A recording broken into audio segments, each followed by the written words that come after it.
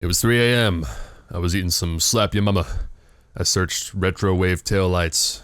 Decided, yep, I need some of that in my life. I got some stuff here. Specifically, wonderful taillight housing and a can of translucent red. It's got Chinese letters on it. That means it's good. We're gonna make some custom stuff. Right, so what I'm trying to accomplish here is to get these LEDs to shine between these squares. So we got one going across here, here, and here, maybe along the edges, I don't know yet.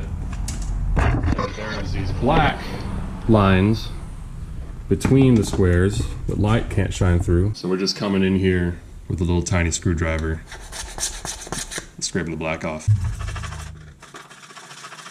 Right, so I want this white part here to be red like the rest of it. So I got this translucent polycarbonate red paint stuff. Unlike regular paint, this can be actually like seen through. I'm looking at you, tinted taillight people, weirdos. So we're gonna paint this white part here and hopefully it matches the rest of it, hopefully. One coat. That's about all it took. That's pretty close. Nice. So now that the whole thing is red, the next step in this process is I'm gonna paint these parts black, because when the LED shines here, it kind of bleeds over, and we don't want it shining the whole thing up. We just want a line here. So by painting this part black, we're gonna try to block some of the light.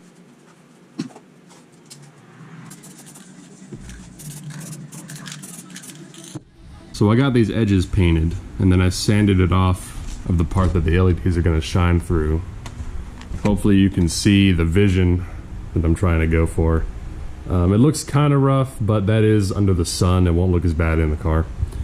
So now I'm gonna use a little bit of super glue and start gluing this where it needs to be. It has 3M tape on the back, but I need it to face that way. So gotta use some glue. So I'm using a combination of headliner glue and super glue to try to hold this thing on. Doesn't really want to stay. It's kind of annoying.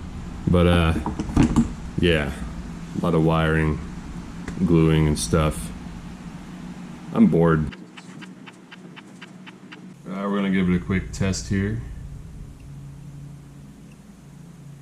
Oh yeah! So here's how you wire up these LED strips. So these don't include a controller. You can't just hook these straight up to 12 volts, otherwise you'll blow them up. You need one of these little like 10 watt 12 volt controllers. They're like $3 on eBay. You might want to get a couple extras in case you break one, because they do come snail mail. This one took like a month to get here. But basically, you use scissors, you cut them to length, and then you solder wires to them in series. So I got this one going over to this one, go over to this one, cross, cross, cross in series, and that's basically it. Looking pretty damn nice. Gotta do the other side. I really don't want to because it sucks, but I have to. The tabs on these LED lights are held on with hopes and dreams. I just glued this housing back together again, and one of the friggin' cables fell off the LED. So now I have to take it back apart again, resolder a wire on, stick it back together. Yeah, it's a design feature. It keeps you on your toes. One eternity later. So there you go. That was a long, drawn-out process. I didn't put a lot of it in this video just because it was boring, but the final product looks pretty good. It looks pretty much exactly how I wanted it to. I'll leave links in the description to the stuff I used if you want to try this out yourself.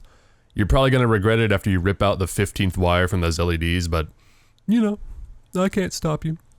You're your own man. But you can do whatever you want. You can do it however you want. I can't stop you from doing anything. You can do whatever you want.